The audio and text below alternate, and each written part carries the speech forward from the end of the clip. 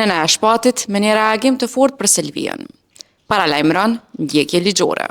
Ndërsa familja Kasapi po përjetonte orët më të errta pas humbjes së parakohshme të shpatit, në Riyadh po zhvillohej një dramë paralele mizore. Në momentet kur bashkëshortës së tij Selviës i duhej vetëm heshtje dhe ngushëllim për të nisur një kryqëzat digjitale. Njerëz që nuk dinin asgjë. Pas asaj radhë të ftofta shpiknin faje për kriza e ndarje, duke hedhur krip mbi plagën e hapur të një gruaje që sapo kishte humbur gjysmën e saj. Por kësaj ligësie i vuri kapak njeriu që po vuan më së shumti. Nëna e shpatit, zonja Gjylimser. Me zemër të thyer e lënë në sy, ajo dha një reagim fort emocional, duke zbuluar të vërtetën tragjike që rrezon çdo thashë them. Shpati nuk ishte i ndarë. Ai dha frymën e fundit i rrethuar nga dashuria më e madhe. Shpati ndroi jetë mbi kraharorin e Selviës, shkruan nëna e tij.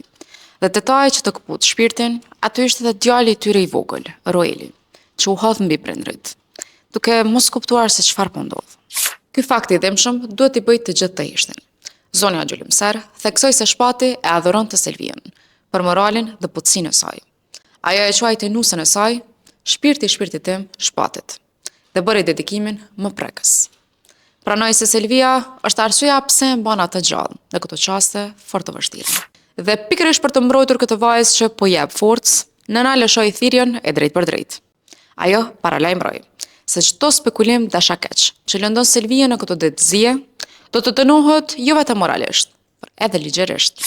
Një mësim i rëndë ky, për lehtësinë e frikshme me të cilën njerëzit gjykojnë dhimbjen e tjetrit. Pas një ekrani.